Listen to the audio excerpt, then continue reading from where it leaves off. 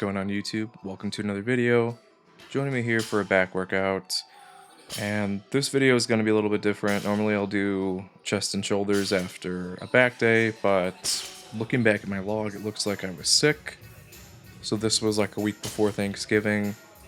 Can't really remember what happened. I think I had a sinus infection or something like that, but regardless, doesn't really matter. Going into this workout, I had some tenderness in my bicep and my lower back, so basically decided to kind of cut the weight I was working up to. So anytime I deviate in a workout, like a warm-up's look different than normal, I'm trying to mitigate some sort of discomfort or something that I have. So I'll hit the 245 and then I'll increment up. So I think I put a hard cap at 275 here, and I just wanted to get a few reps with it. And cut it there, just wasn't feeling too great. Drop back down to 225, and that was kind of my working set, just to get the movement down, keep those motor patterns going, and then let my body heal. And sometimes it's good. I really shouldn't be pulling with my addy powers. Just it throws you a little bit forward. The pull is a little bit different with the rows. I prefer the flat shoes, the Vans I wear, so not sure why I did that, but I've made that change since that video where I'm pulling flat and then I'll change shoes again. Because the Addy Powers, I do like the Oli shoes for lifting in any other context. It just feels like a nice stable base that you can move from. So when you're like overhead pressing or benching, obviously squatting, pretty good here. So because I couldn't go too heavy on the hybrid rows, I picked up extra volume with the other exercises I was doing.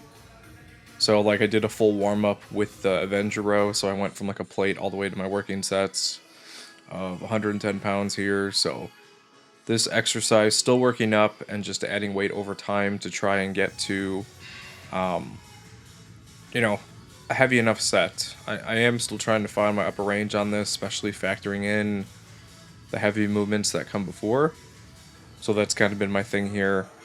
So just various angles of the Avenger row, and you don't always have to train heavy. You can undulate your training. You can basically, go off a feel. If you're not feeling too great, find another intensity you can work at. And that's what I did here.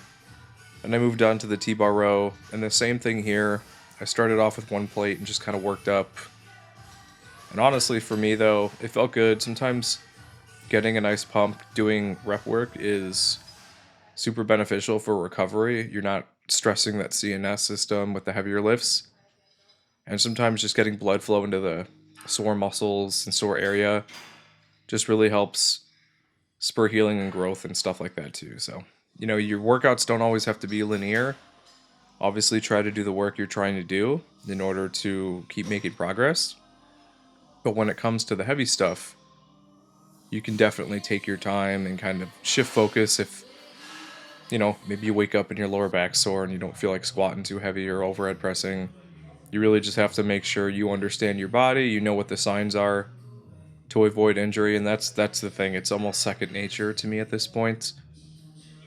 I'll know how I'm feeling based off of how I wake up, soreness, how I'm going to perform, and then I'll be able to prepare for that going forward. So just got my rep work there.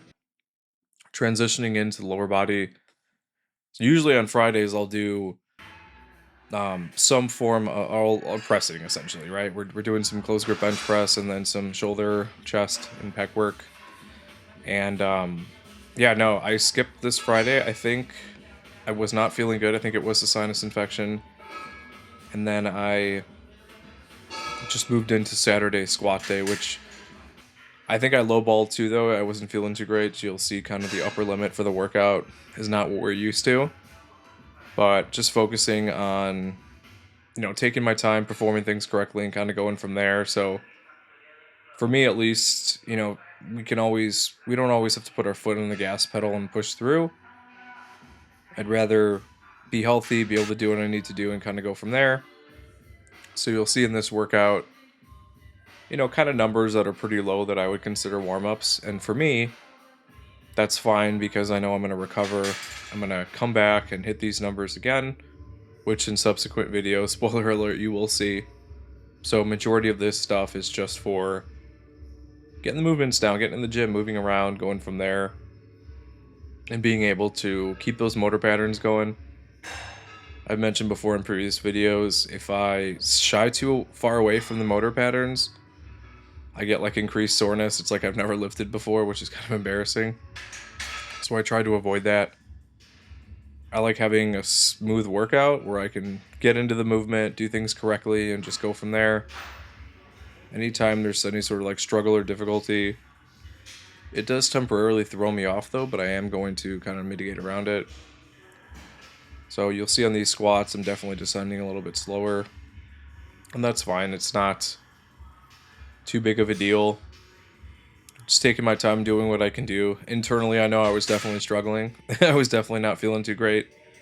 So that's fine. It's all good. You know, we're doing the rep work, getting the movement down, and then, like I said before, we can make it up with the accessory work after the fact. You'll see the workout at the end is always kind of what came after everything.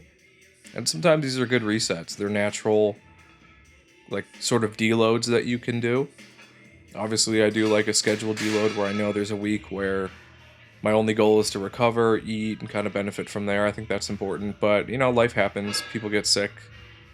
You know, you touch a doorknob you shouldn't have touched, and then you get you get a cold or a flu or something. So these felt like hell on earth when I did them. Like, I rarely use a belt on 405 when I'm deadlifting, honestly. So you know something was up when I'm using it for these you know, these lighter deadlifts. And again, lighter's relative, but I was just feeling every bit of that lift, especially with squats before. It was just it was a rough time. So I don't know, at least for me, I've learned to accept it. I used to fight it all the time and be angry, but I'm like, what are you gonna do? You're gonna get sick. You know, it is what it is. Just kind of focus on everything and just be able to you know, come in the next day. You know, come in, do something. It's better than just kind of giving up and not doing anything at all, because the next time you come in, it's just going to be more difficult. So luckily for me, I'm in a gym where there's alternatives. Some gyms are really only like strength focused. So if you're not doing a barbell movement, your only choice is basically to do a lower weight. But sometimes that's not, you know, the right path forward. Sometimes just isolating certain parts, getting that workout in is nice. Let your body heal up a little bit. You know, eating, kind of going from there. So we did our usual. You know, this stuff is always fun to do at the end of a workout. You've done the hard stuff, you get the nice pump going, and basically, you know, you can kind of look back and say, hey, I worked through almost all the rep ranges. We did the heavy stuff, we did the high volume stuff. And then you come in the next day and hopefully you feel better. So normally I'll do this workout on a Saturday. Sunday I'll have off. I'll come back in Monday and it will be upper body bench workout. So I'll use those times to figure out, you know, what I need to do. Sunday, because it's cold weather, it's usually my lazy day. Unless it's nice and I'll be out fishing or doing something like that. So, but anyway, that's the video. Know when to take your foot off the gas and know when to accelerate. Like, comment, subscribe. See you in the next one.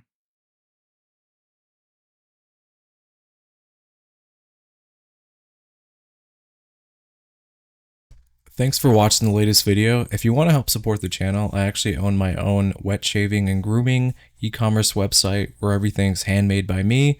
It's www.apexsoaps.com, and you can get a 10% off code using wet shaver. We've got some cool scents here. We've got some Coca-Cola scents, a horchata scent, traditional barbershop, just some really cool stuff. And you can purchase samples or you can buy the whole set. If you have any questions, feel free to reach out via email. Be quick to respond. Thanks for watching.